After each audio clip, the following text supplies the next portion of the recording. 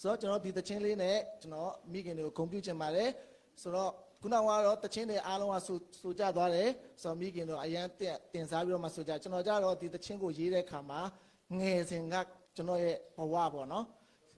ကျွန်တော်ရဲ့ဘဝကိုကျွန်တော်ကအားလုံးကိုစားကျွန်တော်ထုတ်ပြီးတော့ရေးလိုက်တာဖြစ်တယ်ဘာလို့ကျွန်တော်ငယ်တုန်းကအမေအနားမှာမရှိဘူးဆိုရင်ကျွန်တော်တို့အမြဲတမ်းအော်နေကြကလေးတွေဖြစ်တယ်အမေရဲ့အတန်ကိုမကြားရင်လည်းမနေနိုင်ဘူးအမေရဲ့စကားကိုနားမထောင်ရင်အမေကဒါစားမယ်ဒါလုပ်မယ်ဆိုရင်လည်းအမေကဘာဖြစ်လဲလှုပ်ပေးတယ်ကျွေးမွေးပေးတယ်ဆိုတော့ဒီဥစ္စာလေးကကျွန်တော်တို့မင်းမရတဲ့အရာကကျွန်တော်တို့ငယ်စဉ်ကလေးဘဝကိုကျွန်တော်ပြန်တတိယဖို့အရင်ရေးကြည့်တယ်မိခင်ရဲ့ဘဝကဘယ်လောက်ထိကျွန်တော်တို့ပေးဆက်ခဲ့ရတဲ့အရာတွေအများကြီးရှိလဲဆိုတာကိုကျွန်တော်ဒီသချင်းလေးနဲ့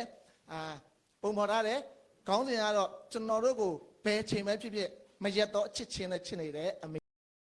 ဆိုတော့အဲ့ဒီတချင်းလေးနဲ့ကျွန်တော်ဂုဏ်ပြုချင်ပါတယ်လို့နော်အတန်မကောင်းပေမဲ့လည်းနားထောင်ပေးပါ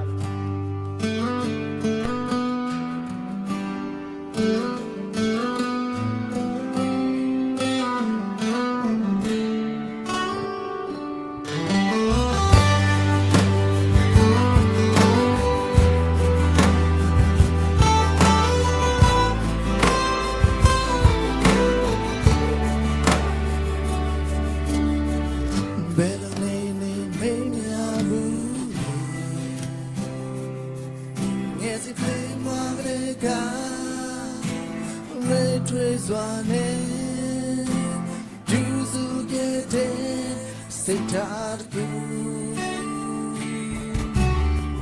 မေဆိုတာနဲ့ရောက်ရှိဘူးဒီကဘာလို့ကကြည့်တယ်မယမနာချင်တယ်ရောက်တော့သူကအမေပါပဲ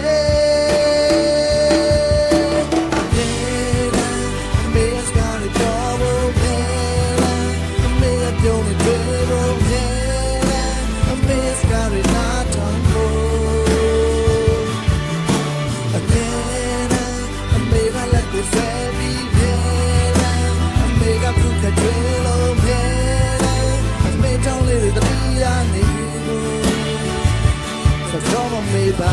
နဲ့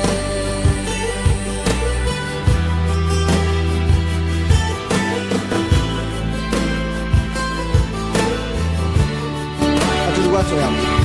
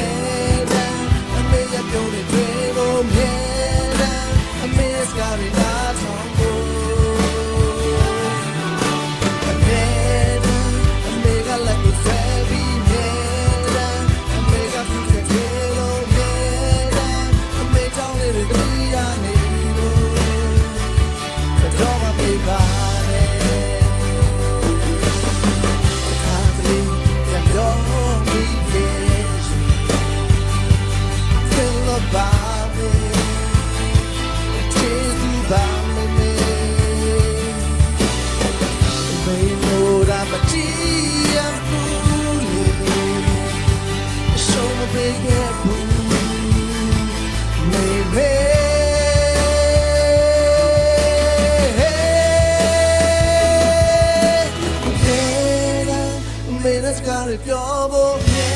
တယ်အမေရဲ့ပြုံးနေတယ်ဖို့မြဲတယ်အမေရဲ့စကားတွေနားထောင်ဖို့မြဲတယ်အမေကလက်ကိုဆွဲပြီးမြဲ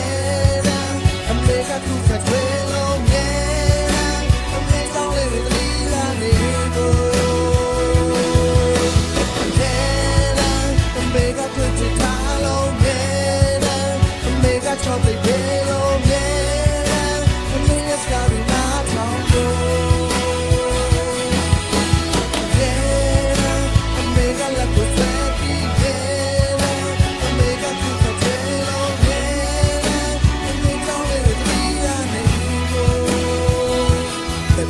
မေပါ